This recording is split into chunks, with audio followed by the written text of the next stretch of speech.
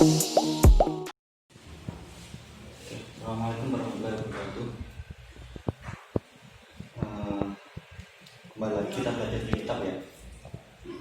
Kali ini kita belajar mengenai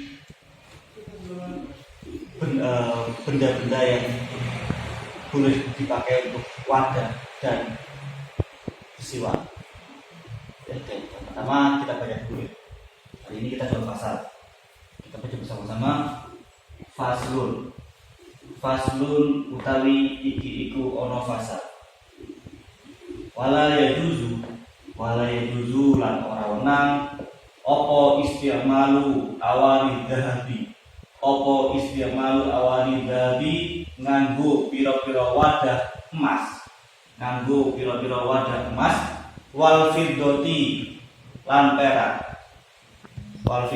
perak wa yajuzu lan menang. Jadi kita nggak boleh menggunakan barang-barang yang terbuat dari emas dan perak. Wala yajuzu lan menang opo istimalu ghairihima nganggo liyane emas lan perak. Minal awani saking pira-pira wadah.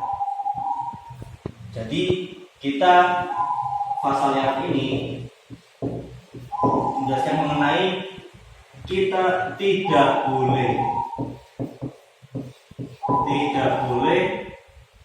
menggunakan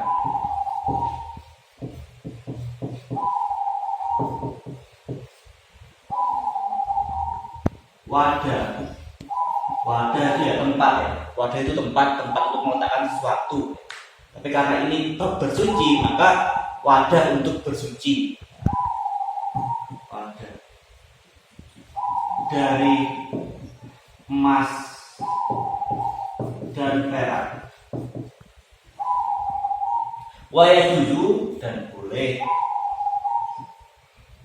Terus boleh menggunakan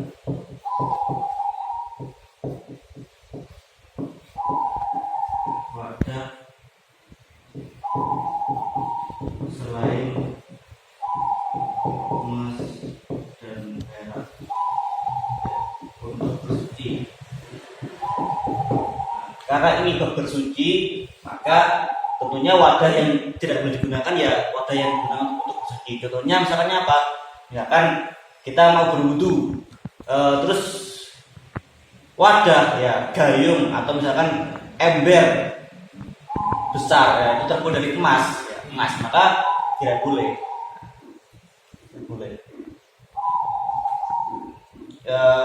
Tapi kalau misalkan biasanya di Indonesia itu kan di kamar mandi ya, bak mandinya itu kan ya terbuat dari ya semen, tanah liat, batu dan sebagainya, itu nggak masalah. Atau misalkan pakai gayung dari plastik, biasanya kita guyurkan, kita alirkan airnya kita alirkan, maka itu nggak masalah. Yang penting tidak terbuat wadah untuk bersuci itu, untuk air yang dialirkan itu tidak terbuat dari emas dan perak. Itu untuk yang pertama. Terus masuk ke pasal yang kedua. Faslun utawi iki ku ono fasal. Wasiwaku utawi siwakan ya. Bersiwak atau sekarang sekegi namanya. Bersiwak. Mustahabun iku disunahkan fi kulli halin ing dalam saben-saben tingkah, dalam setiap keadaan. Illa ba'da zawali kecoba ing dalam sakwise lengsere srengenge, kecuali setelah matahari sudah mulai tergelincir. Liso ini marah wong kang poso, ki orang yang berpuasa. Siwak itu disunahkan kecuali bagi orang yang berpuasa setelah tergelincir matahari. Wahwa utawi bersiwak fi salasati mawadi'a iku ing dalem telu pira-pira panggonan. Asyad istihbaban iku luwih banget apane sunahane. Jadi bersiwak itu sangat disunahkan dalam 3 hal. Apa saja? Yaitu inda taghayyuril fami, nalika berubah mulut, ketika mulut kita sudah berubah baunya. min azmin saking meneng suwi, jadi diam yang lama. Wa ghairihi lan liyane azmin. Wa indal qiyami, yang kedua, wa indal qiyami lan nalika tangi, ketika terbangun minan naumi saking turu dari tidur kita. Wa indal qiyami lan nalika tangi ila sholati marang sholat, ketika kita mulai akan mendirikan sholat. Jadi oke, ini saya hapus ya.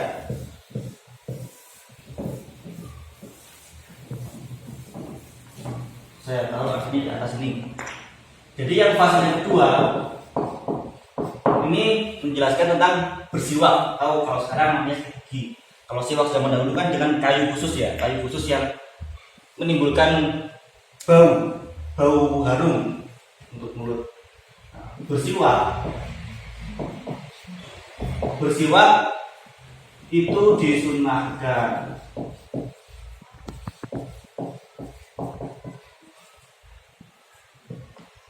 Dalam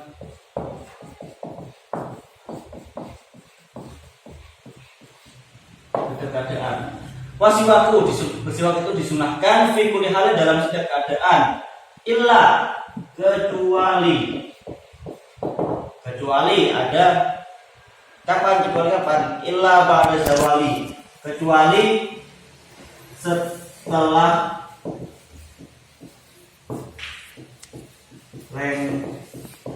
lengsernya matahari. Iso ini bagi orang yang berpuasa. Bagi orang yang berpuasa. Nah, jadi kalau misalkan kalian berpuasa, maka masih boleh sikat gigi. Yang penting jangan sampai melewati lengsernya matahari. Kapan ini? Nah, ini yaitu ketika sudah masuk waktu zuhur. Nah, kalau bisa jangan sikat gigi. Malah kalau bisa, kalau bagi orang yang berpuasa ya, ketika sudah masuk subuh, maka ya kalau bisa jangan sikat gigi. Tapi kita masih boleh untuk sikat gigi. Tapi ketika kalau pas puasa ya, jangan sampai air itu masuk ya. Misalkan tidur kita mau sikatan, nggak masalah. Yang penting dijaga jangan sampai masuk ke dalam tenggorokan. Nah, terus yang selanjutnya, wahwa fi salasati mawadi'a, wahwa utawi siwakan fi salasati mawadi'a, ada 3 tempat ya, ada 3 waktu ya yang sangat disunahkan untuk bersiwak. Apa saja? Mawadi asyad istighfar, sangat disunahkan, ikuluh banget, sangat disunahkan untuk bersiwak. Ada 3 waktu. Kapan itu? Yang pertama, inda tagoyuril fami min azmin, ketika berubahnya mulut, ketika berubahnya bau mulut ya, karena diam yang lama.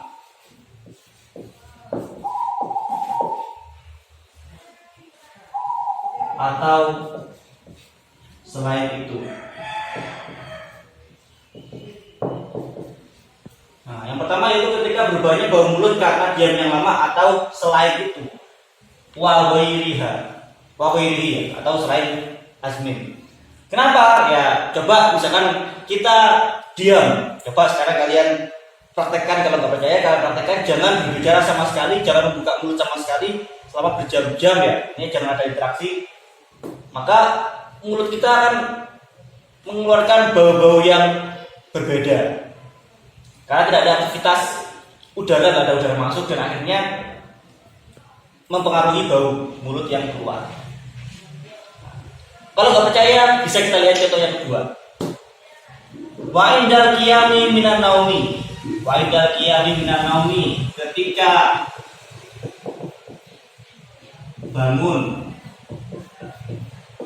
dari tidur. Nah, ketika kita tidur, pasti mulut kita nggak akan ada aktivitas yang banyak. Ya.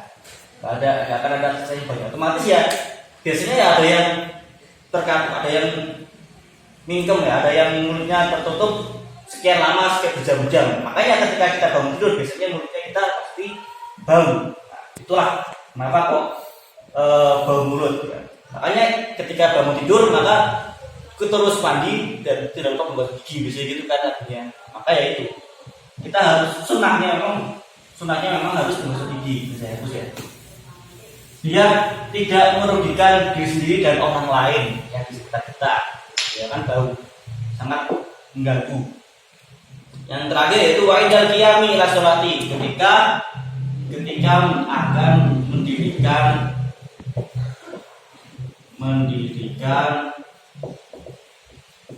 sholat. Nah, kalau ini sudah, kenapa kok sunnah? Ya karena kan kita akan sholat, akan menghadap ke Allah ya. Usahakan dengan kondisi yang sebagus mungkin, mulai dari baju yang sopan, dan juga tentunya dengan kondisi bau mulut ya, mulut yang baik dari dohir maupun yang di dalam ya. Yang dulu maupun di dalam. Ya sekarang misalkan kita mau ketemu, kita mau berangkat sekolah saja, pasti pada sikatan kan, pasti pada pakai sikat gigi dengan bau mulut yang sudah fresh. Nah, masa kita sholat dengan mulut yang baunya sangat tidak enak. Nah itu ya. Maka kalau bisa dalam tiga hal ini sikat gigi. Oke. Cuma itu, silahkan kalian pelajari lagi mengenai tadi wadah yang boleh dan tidak boleh digunakan untuk bersuci, dan yang kedua yaitu tentang bersiwak. Mungkin cuma itu yang bisa saya sampaikan, kurang lebihnya mohon maaf. Assalamualaikum warahmatullahi wabarakatuh.